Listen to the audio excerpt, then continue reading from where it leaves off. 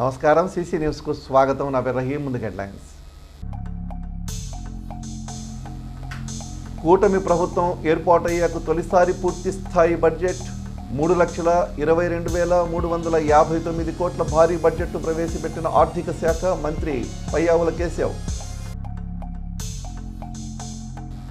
మంచినీటి చెరువులను సందర్శించిన మున్సిపల్ చైర్మన్ షేక్ రఫానీ పట్టణ ప్రజలకు వేసవి కాలం నీటి ఎద్దడి లేకుండా అధికారులు చర్యలు తీసుకోవాలని ఆదేశాలు జారీ.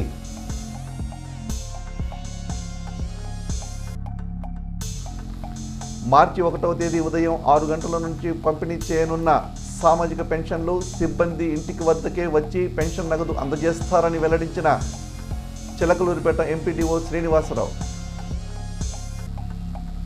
బాసట సామాజిక సాంస్కృతిక వేదిక ఆధ్వర్యంలో నిర్వహించిన స్కాలర్షిప్ టాలెంట్ టెస్ట్. గెలుపొందిన విద్యార్థులకు దాతల చేతుల మీదుగా బహుమతులు అందజేత. ఆంధ్రప్రదేశ్లో కూటమి ప్రభుత్వం ఏర్పాటయ్యాక తొలిసారి పూర్తి స్థాయి బడ్జెట్ ప్రవేశపెట్టింది. కూటమి ప్రభుత్వం ఏర్పడిన తర్వాత పూర్తి స్థాయి బడ్జెట్ ప్రవేశపెట్టడం ఇదే తొలిసారి.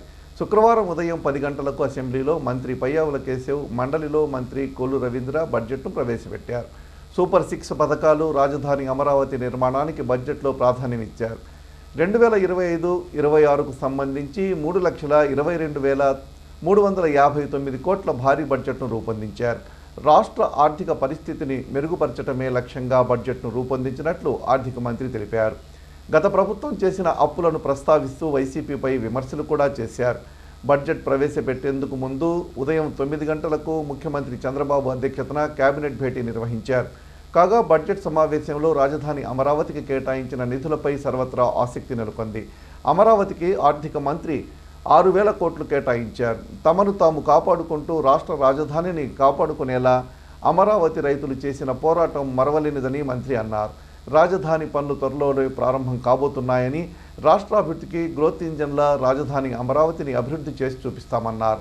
అమరావతితో పాటు ఏ రంగాలకు ఎన్ని కోట్ల నిధులు కేటాయించారో చూద్దాం. కేవలం వ్యవసాయ బడ్జెట్ 48,000 కోట్ల రూపాయలు కాగా, పాఠశాల విద్యాశాఖకు 31,806 కోట్లు, బీసీ సంక్షేమానికి 23,260 కోట్లు, వైద్యారోగ్య శాఖకు 19,265 కోట్లు, జలవనరుల శాఖకు 18,020 కోట్లు, పురపాలక శాఖకు 13,862 కోట్లు, ఇంధన శాఖకు 13,600 కోట్లు, రవాణా శాఖకు 8,785 కోట్లు, వ్యవసాయ శాఖకు 11,632 కోట్లు, సాంఘిక సంక్షేమం కోసం 10,909 కోట్లు, ఆర్థికంగా వెనుకబడిన వారి సంక్షేమం కోసం 10,619 కోట్లు, అమరావతి నిర్మాణానికి 6,000 కోట్లు, రోడ్ల నిర్మాణం మరమ్మతులకు 4,220 కోట్లు, పోర్టులు ఎయిర్పోర్ట్ల నిర్మాణానికి 605 కోట్లు, ఆర్జీఎస్కు 101 కోట్లు, ఐటీ ఎలక్ట్రానిక్స్ రాయితీలు 300 కోట్లు, ఎన్టీఆర్ భరోసా పెన్షన్కు 27,518 కోట్లు, ఆదరణ పథకానికి 1000 కోట్లు, మనబడి పథకానికి 3,486 కోట్లు, తల్లికి వందనం పథకానికి 9,407 కోట్లు, దీపం 2.0 పథకానికి 2,601, బాల సంజీవని పథకానికి 1,163 కోట్లు, చేనేత నాయి బ్రాహ్మణుల ఉచిత విద్యుత్కు 450 కోట్లు, ఎస్సీ ఎస్టీ బీసీ స్కాలర్షిప్లకు 3,377 కోట్లు, స్వచ్ఛాంధ్రకు 820 కోట్లు, ఎస్సీ ఎస్టీల ఉచిత విద్యుత్కు 400 కోట్లు, అన్నదాత సుఖీభవ పథకానికి 6,300 కోట్లు, ధరల స్థిరీకరణ నిధికి 300 కోట్లు, సాగునీటి ప్రాజెక్టులకు 11,314 కోట్లు, పోలవరం నిర్మాణానికి 6,705 కోట్లు, జలజీవన్ మిషన్కు 2,800 కోట్లు, రాష్ట్రీయ కృషి విద్యాస్కోకు 500 కోట్లు బడ్జెట్లో రూపొందించారు. దీంతో సభ్యులందరూ తమ హర్షం వ్యక్తం చేశారు.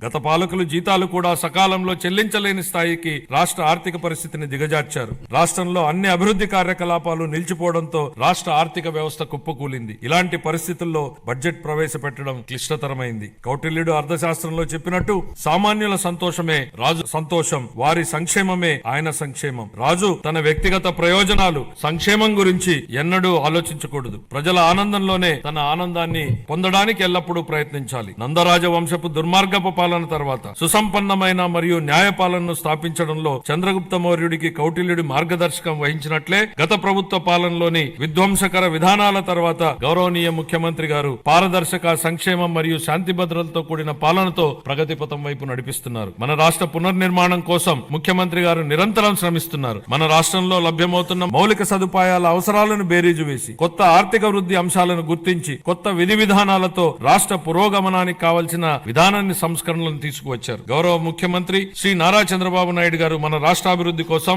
1990వ దశకంలోనే విజన్ 2020 డాక్యుమెంట్ ను రూపొందించారు. అప్పటి ప్రతిపక్షాలు ఆ ఆలోచనని విమర్శించాయి. కానీ నేటి హైదరాబాద్ ను చూసినట్లయితే వారి విజన్ సాకారమైంది. ఇదే ఆయన దార్శనికతకు సామర్థ్యానికి నిదర్శనం. మళ్లీ 2024లో మరొక గొప్ప విజన్ ను దిశానిర్దేశం చేస్తూ గౌరవ ముఖ్యమంత్రి గారు స్వర్ణాంధ్ర 2047కు శ్రీకారం చుట్టి రాష్ట్రాభివృద్ధికి మార్గనిర్దేశనం చేశారు. 15% పైగా రాష్ట్ర స్థూల దేశీయ ఉత్పత్తి వృద్ధి రేటును స్థిరంగా సాధించడం, తలసరి ఆదాయాన్ని పెంచడం, పేదరికాన్ని రూపుమాపడం ద్వారా అభివృద్ధి ఫలాలను అత్యంత అణగారిన వర్గాలకు అందించడమే దీని లక్ష్యం.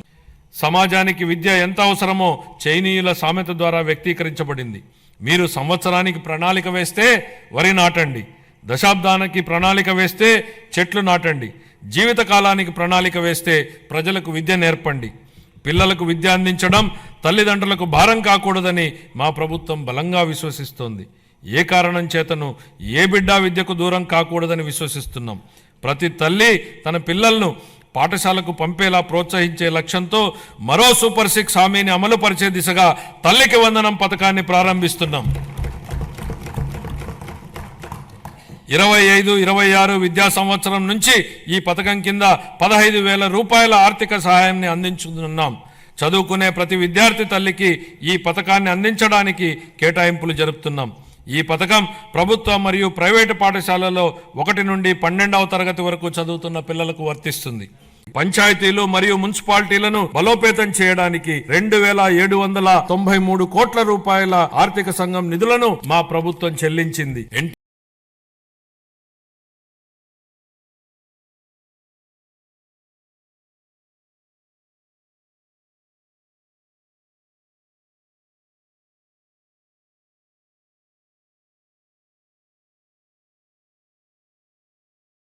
రాష్ట్ర Gowda corporation director, Telugu Desam party senior నాయకులు కందుల రమణ పుట్టినరోజు సందర్భంగా శుక్రవారం వారి మిత్రమండలి వేడుకలు ఘనంగా నిర్వహించారు. ముందుగా వారు ఏర్పాటు చేసిన కేక్ను మాజీ మంత్రి, నియోజకవర్గ శాసనసభ్యులు ప్రత్తిపాటి పుల్లారావు సమక్షంలో రమణ కట్ చేశారు. దీంతో ప్రత్తిపాటి పుల్లారావుతో పాటు పార్టీ శ్రేణులందరూ రమణకు జన్మదిన శుభాకాంక్షలు తెలియజేశారు. ఆయన ఇలాంటి పుట్టినరోజులు మరెన్నో జరుపుకోవాలని ఆకాంక్షించారు. కార్యక్రమంలో పలువురు పార్టీ నాయకులు, కార్యకర్తలు ఉన్నారు. రాబోయే వేసవి కాలాన్ని దృష్టిలో ఉంచుకొని పట్టణ ప్రజలకు అవసరాలకు అనుగుణంగా మంచినీటి ఎద్దడి లేకుండా చర్యలు తీసుకోవాలని మాజీ మంత్రి, స్థానిక శాసనసభ్యులు ప్రత్తిపాటి పుల్లారావు ఇచ్చిన ఆదేశాల మేరకు శుక్రవారం municipal chairman Sheikh Rafani party నాయకులతో కలిసి 2 మంచినీటి చెరువులను పరిశీలించారు. ఈ సందర్భంగా ఆయన మాట్లాడుతూ వేసవి కాలంలో పట్టణ ప్రజలకు త్రాగునీటి ఎద్దడి నివారణకు శాసనసభ్యులు ప్రత్తిపాటి పుల్లారావు ప్రత్యేక చొరవతో సాగర్ నుండి విడుదలైన జలాలను 2 చెరువులకు నింపటం జరిగిందన్నారు. అయితే వేసవికాలం అధిక ఉష్ణోగ్రతల కారణంగా నీరు భూమిలో డ్రై అయ్యే అవకాశం ఉందని, ప్రజలు ఇది గమనించి మంచినీటిని పొదుపుగా వాడుకోవాలని సూచించారు. అదేవిధంగా వ్యాపార వర్గాల వారు కూడా వేసవి కాలంలో త్రాగునీటిని అవసరమైన మేరకే వాడుకోవాలని, మరి ఇతరితర కార్యక్రమాలకు వాడుకోకుండా సహకరించాలని కోరారు. కార్యక్రమంలో రాష్ట్ర తెలుగుదేశం పార్టీ కార్యనిర్వాహక కార్యదర్శి టీడీపీ కరీముల్లా, పట్టణ తెలుగుదేశం పార్టీ అధ్యక్షుడు పఠాన్ సమద్ ఖాన్, పట్టణ తెలుగుదేశం పార్టీ ప్రధాన కార్యదర్శి మద్దుమాల రవి తదితరులు ఉన్నారు. మన చిలకలూరిపేట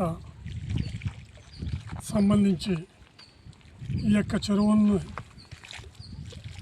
మాజీ మంత్రివర్యులు, మన శాసనసభ్యులు శ్రీ ప్రత్తిపాటి పుల్లారావు గారి ఆదేశాల మేరకు సందర్శించటమైంది. దాదాపు ఆయన శాసనసభ్యులు అయిన తర్వాత అన్ని విషయాలతో పాటు ఈ యొక్క నీటికి మంచి ప్రాముఖ్యతనిచ్చారు. ఈ యొక్క నీటిని పైపుల ద్వారా ఇప్పటిదాకా పెట్టారు. కొంత నీరు ఎండాకాలం కాబట్టి ఇంకిపోయే అవకాశం ఉంది. కాబట్టి చిలకలూరిపేట పట్టణ ప్రజలందరూ కూడా వాటర్ని చాలా పొదుపుగా వాడాలి. ఎందుకంటే అధికారుల లెక్క ప్రకారం జూన్ దాకా వాటర్కి ఇబ్బంది ఉండదు. అయినప్పటికీ మనం జాగ్రత్తగా పొదుపు చేస్తే ఇంకొక 15-20 రోజులు అదనంగా వాడుకోవచ్చు. ఏదేమైనా నీటి సమస్య లేకుండా ఎమ్మెల్యే గారు అవసరమైతే ప్రభుత్వం వారితో కూడా మాట్లాడగలరు. దీనికి తోడు పట్టణంలో ఏడైనా లీకులు ఉంటే అధికారుల దృష్టికి తీసుకురండి. అందరూ కూడా ఈ యొక్క నీటిని పొదుపుగా వాడాలని కోరుకుంటూ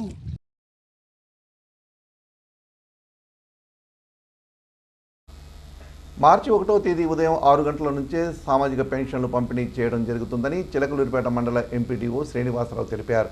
ఈ మేరకు ఆయన సీసీ న్యూస్తో మాట్లాడుతూ ఈ నెల నుంచి రాష్ట్ర ప్రభుత్వం పెన్షన్ల పంపిణీలో కొత్త మార్పులు తీసుకొచ్చినట్టు తెలిపారు. లబ్ధిదారులు ఇళ్ల వద్దనే ఉండాలని, తమ సిబ్బంది నేరుగా ఇంటి వద్దకే వచ్చి స్వయంగా పెన్షన్ నగదు అందజేస్తారని తెలిపారు. అదేవిధంగా ముఖ్యమంత్రి చంద్రబాబు వాయిస్ ద్వారా వచ్చిన ఒక సందేశాన్ని సైతం సిబ్బంది వినిపిస్తారని, లబ్ధిదారులు తప్పనిసరిగా ఆ సందేశం వినాలని సూచించారు. అందరికీ నమస్కారం.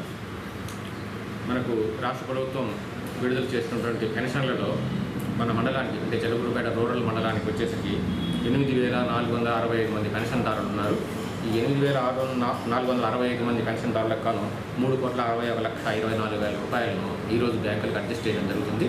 ఈరోజు కన్సర్న్ పంచాయతీ సెక్రటరీలు ఆ అమౌంట్ మొత్తాన్ని డ్రా చేసుకుంటున్నారు. రేపు ఉదయం 7 గంటల నుంచి ఈ పెన్షన్ బట్వాడా మొదలవుతుంది. అందరికీ విజ్ఞప్తి చేసేది ఏంటంటే, మన పెన్షన్ పంపిణీ అధికారులు మీ దగ్గరికి వచ్చినప్పుడు అందరూ ఒక చోట కాకుండా ఎవరి దగ్గర వాళ్ళు ఉంటే పంచాయతీ సిబ్బంది వచ్చేసి మీ దగ్గరికి ఈజీకి వచ్చేసి ఇస్తారు. మీకు ఒక వాయిస్ మెసేజ్ కూడా వాళ్ళు వినిపిస్తారు. కాబట్టి అందరూ కూడా పెన్షన్ డిస్ట్రిబ్యూషన్ అధికారులకు సహకరించి పెన్షన్లు తీసుకొని పెన్షన్ పట్టువాడ సక్రమంగా సకాలంలో పూర్తయ్యేటట్టు సహకరించవలసిందిగా అందరినీ కోరుతున్నాను. చిలకలూరిపేట మండలం లింగంగుంట్లలో ఎంతో ప్రసిద్ధి చెందిన గో ఆధారిత ప్రకృతి వ్యవసాయ క్షేత్ర ఆరోగ్య ప్రధాని ఎద్దుగానుగ నూనెల నిర్వాహకులు గుడిపల్లి నాగభూషణం మహాశివరాత్రి పర్వదినాన్ని పురస్కరించుకొని గోమాతకు ప్రత్యేక పూజలు నిర్వహించారు. అయితే నాగభూషణం పూజలు నిర్వహించిన ఈ గోవుకు ప్రత్యేకత ఉంది. అది ఏమిటంటే, కొన్నేళ్ల క్రితం తమ గోశాలలోని శ్రీలక్ష్మి అనే ఆవుకు జన్మించిన కోడెదూడే ఈ గోవు. దీని పేరు భృంగి. సంవత్సరం వయసు ఉన్నప్పుడు గంగిరెద్దుల కుటుంబం వాళ్ళకి ఉచితంగా ఇచ్చారు నాగభూషణం. అప్పటి నుంచి ఈ గోవు ఊరూరా తిరుగుతూ గంగిరెద్దుల వాళ్ళ కళను ప్రదర్శిస్తూ నందీశ్వరుని దీవెనలు భక్తులకు అందజేస్తూ నేటి తరాల వారికి సాంప్రదాయాన్ని గుర్తు చేస్తుంది. అందులో భాగంగానే 11 సంవత్సరాల వయసు కలిగిన ఈ భృంగి ప్రతి సంవత్సరం మహాశివరాత్రి పర్వదినం రోజున నాగభూషణం ఇంటికి వచ్చేసి వారి కుటుంబ సభ్యులతో పూజలు అందుకొని ప్రసాదం స్వీకరించి అందరినీ ఆశీర్వదించి వెళుతుంది. ఈ ఏడాది కూడా భృంగి నాగభూషణం నివాసానికి ఇచ్చేసి ప్రత్యేక పూజలు అందుకుంది. దీంతో వారు ఎంతో సంతోషంగా ఆ గోవుతో వారికి ఉన్న అనుబంధాన్ని గుర్తు చేసుకున్నారు.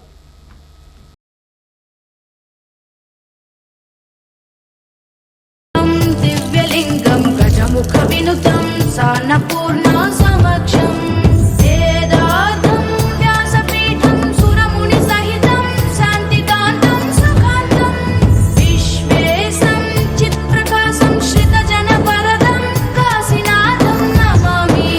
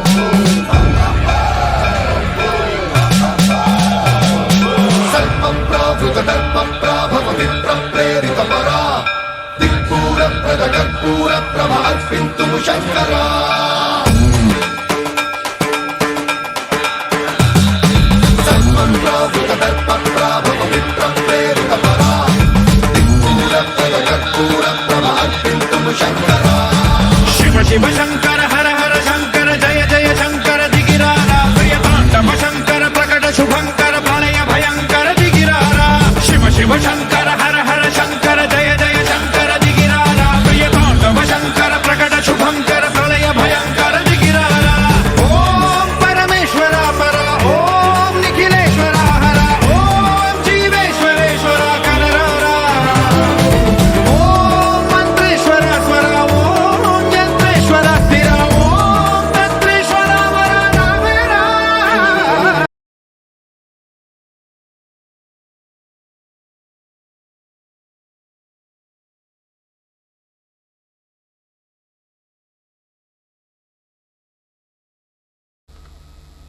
ఈ నెల 22వ తేదీన బాసట సామాజిక సాంస్కృతిక వేదిక ఆధ్వర్యంలో ఎడ్లపాడులో నిర్వహించిన మండల స్థాయి 10వ తరగతి ప్రభుత్వ పాఠశాలల విద్యార్థుల స్కాలర్షిప్ టాలెంట్ టెస్ట్ ఫలితాలను శుక్రవారం విడుదల చేశారు. విజేతలైన విద్యార్థులకు మే నెల 2025లో బాసట ఆధ్వర్యంలో జరుగుతున్న సమ్మర్ స్టడీ క్యాంప్ సందర్భంగా దాతల చేతుల మీదుగా బహుమతులు ఇవ్వడం జరుగుతుందని నిర్వాహకులు తెలిపారు. అదేవిధంగా దాతల సూచనల మేరకు ఈ బహుమతి వారిపై చదువులకు వినియోగించుకునే విధంగా ఇవ్వడం జరుగుతుందన్నారు. మండలంలోని ప్రభుత్వ పాఠశాలలో ఉత్తమ ప్రతిభను కనపరిచిన పాఠశాలగా లింగారావుపాలెం జెడ్పీహెచ్ స్కూల్ను గుర్తించడం జరిగింది. ఆ పాఠశాలకు బ్లూ రిబ్బన్ మెమెంటోను ఇవ్వడం జరుగుతుందని తెలియజేశారు. మొత్తం పరీక్షల్లో పాల్గొన్న విద్యార్థుల సంఖ్య 309కి గాను మొదటి బహుమతి 50,000 రూపాయలు, రెండో బహుమతి 30,000, మూడో బహుమతి 20,000, నాలుగో బహుమతి 11,000, ఐదో బహుమతి 9,000 ఇవ్వడం జరుగుతుందని, అదేవిధంగా మండలంలోని 5 పాఠశాలలకు కన్సలేషన్ బహుమతులు ఇవ్వడం జరుగుతుందని నిర్వాహకులు తెలిపారు.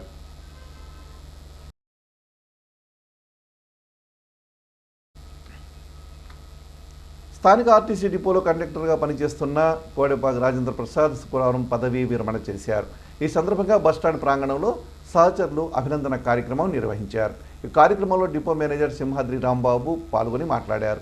ఎంప్లాయీస్ యూనియన్ స్థానిక డిపో కార్యదర్శి అద్దంకి వరప్రసాద్ అధ్యక్షత వహించారు. ఇందులో భాగంగా పదవీ విరమణ చేసిన రాజేంద్ర ప్రసాద్ను ఘనంగా సత్కరించారు. ఈ కార్యక్రమంలో బీకే రావు, థామస్, ఎం సుబ్బారావు, ఎంకే రావు, సైదావలి, నక్కా శ్రీను, సాంబిరెడ్డి తదితరులు ఉన్నారు. వాసవి క్లబ్ ఇంటర్నేషనల్ ఆధ్వర్యంలో శుక్రవారం ఆర్యవైశ్య కళ్యాణ మండపం ప్రాంగణంలో టైలర్స్ డే కార్యక్రమం జరిగింది. ఈ సందర్భంగా ఎస్డి టైలర్ అధినేత సయ్యద్ సైదాను ఘనంగా సత్కరించారు. ఈ సందర్భంగా క్లబ్ అధ్యక్షులు ఐతా ప్రసాద్ మాట్లాడుతూ ఈ కార్యక్రమంలో ఇంటర్నేషనల్ డైరెక్టర్ కొలిశెట్టి సుబ్రహ్మణ్యం, కళ్యాణ మండపం కార్యదర్శి చేవూరి కృష్ణమూర్తి, శ్రీకాకుళి సుబ్బారావు తదితరులు పాల్గొనడం సంతోషం అన్నారు. శ్రీ చైతన్య టెక్నో స్కూల్ సుబ్బయ్యతోట క్యాంపస్లో శుక్రవారం ఇంటర్నేషనల్ సైన్స్ డే కార్యక్రమం జరిగింది. ఈ సందర్భంగా సైన్స్ ఎక్స్పో నిర్వహించారు. ముఖ్య అతిథులుగా electrical DE Ashok Kumar, AE Koteswararao, Nikhila degree కళాశాల ప్రిన్సిపల్ పోతురాజు తదితరులు పాల్గొన్నారు. విద్యార్థుల ప్రాజెక్ట్స్ను చూసి వారు ప్రతిభను అభినందించారు. పలువురికి బహుమతులను అందజేశారు. విద్యార్థులకు తర్ఫీదు ఇచ్చి ప్రోత్సహిస్తున్న టీచర్లను వారు అభినందించారు.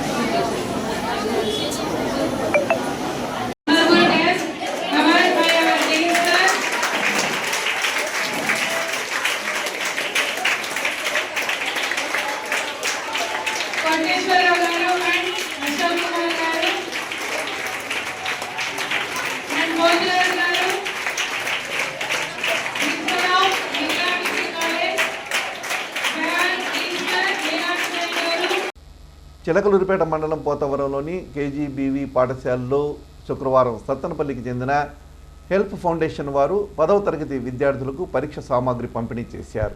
ఈ కార్యక్రమానికి ముఖ్య అతిథిగా పట్టణానికి చెందిన డాక్టర్ అనిత హాజరయ్యారు. ఆమె మాట్లాడుతూ ఆడపిల్లలు మానసికంగా దృఢంగా ఆత్మవిశ్వాసంతో ఉన్నప్పుడే పరీక్షలు మంచిగా రాయగలుగుతారన్నారు. జీవితానికి బాసటలు వేసుకొని పరీక్షలు ముగిసే వరకు ఒత్తిడి, ఆందోళన దరిచేరనీయకుండా ప్రశాంతంగా ఉండాలన్నారు. ఈ కార్యక్రమంలో సంస్థ వ్యవస్థాపక అధ్యక్షులు కంచర్ల బుల్లిబాబు, గాదిరాణి, పాఠశాల ప్రత్యేక అధికారిని షేక్ అష్రిఫున్, ఉపాధ్యాయులు, విద్యార్థులు పాల్గొన్నారు.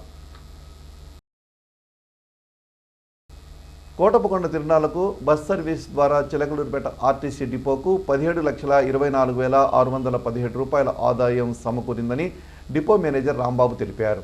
ఈ సందర్భంగా ఆయన మాట్లాడుతూ మొత్తం 111 బస్సులను కోటపకొండ తిరునాళ్లకు వినియోగించగా 1350 ట్రిప్పుల ద్వారా దాదాపు 50,000 మంది భక్తులను ఆర్టీసీ ద్వారా తరలించడం జరిగిందన్నారు. గత ఏడాది 16 లక్షల ఆదాయం సమకూరగా ఈ ఏడాది లక్ష అధికంగా 17 లక్షలకు పైన ఆదాయం వచ్చిందని, దీనికి సహకరించిన ఆర్టీసీ సిబ్బందికి, ఉద్యోగులకు, స్వచ్ఛంద సేవా సంస్థలకు, ప్రజలకు కృతజ్ఞతలు తెలిపారు. ఉమ్మడి కృష్ణా, గుంటూరు జిల్లాల పట్టభద్రుల ఎమ్మెల్సీ ఎన్నికల ఓటింగ్ శాతంలో నాదెళ్ల మండలం ముందు నిలవగా చిలకలూరిపేట టౌన్లో అత్యల్ప ఓటింగ్ పర్సెంటేజ్ నమోదైంది. నాదెళ్ల మండలంలో 91.44%, ఎడ్లపాడులో 81%, చిలకలూరిపేట రూరల్లో 89%, చిలకలూరిపేట టౌన్లో 71.16% పట్టభద్రుల ఓట్లు నమోదయ్యాయి. నాదెళ్ల మండలం మొత్తం 1614 ఓట్లకు గాను 1476 ఓట్లు పోలయ్యాయి.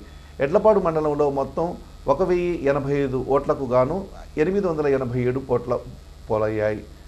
చిలకలూరిపేట రూరల్ మండలంలో మొత్తం ఓట్లు 1298 కాగా 1160 ఓట్లు పోలయ్యాయి. చిలకలూరిపేట టౌన్లో 4782 ఓట్లకు గాను 3403 ఓట్లు పోలయ్యాయి. మహాశివరాత్రి సందర్భంగా కోటప్పకొండపై కొలువై ఉన్న త్రికోటేశ్వర స్వామికి 1,77,68,172 రూపాయల ఆదాయం సమకూరినట్లు ఆలయ ఈవో చంద్రశేఖరరావు తెలిపారు. ఇందులో హుండీ ద్వారా 73 లక్షలు, ప్రసాదాల విక్రయ ద్వారా 38 లక్షలు, దర్శన పూజ టికెట్ల ద్వారా 65 లక్షలు, అన్నదాన డొనేషన్ల నుండి 1 లక్ష లభించినట్లు తెలిపారు. గత ఏడాది కంటే 14 లక్షల రూపాయలు అధికంగా ఆదాయం వచ్చిందని, తిరునాళ్ల సజావుగా సాగేందుకు సహకరించిన అధికారులకు, ఉద్యోగులకు, పోలీస్ శాఖకు, భక్తులకు కృతజ్ఞతలు తెలిపారు. సీసీ న్యూస్ ఇంతటితో సమాప్తం. తిరిగి మరో బులెటిన్లో మళ్ళీ కలుద్దాం. త్వరగా సెలవు. నమస్కారం.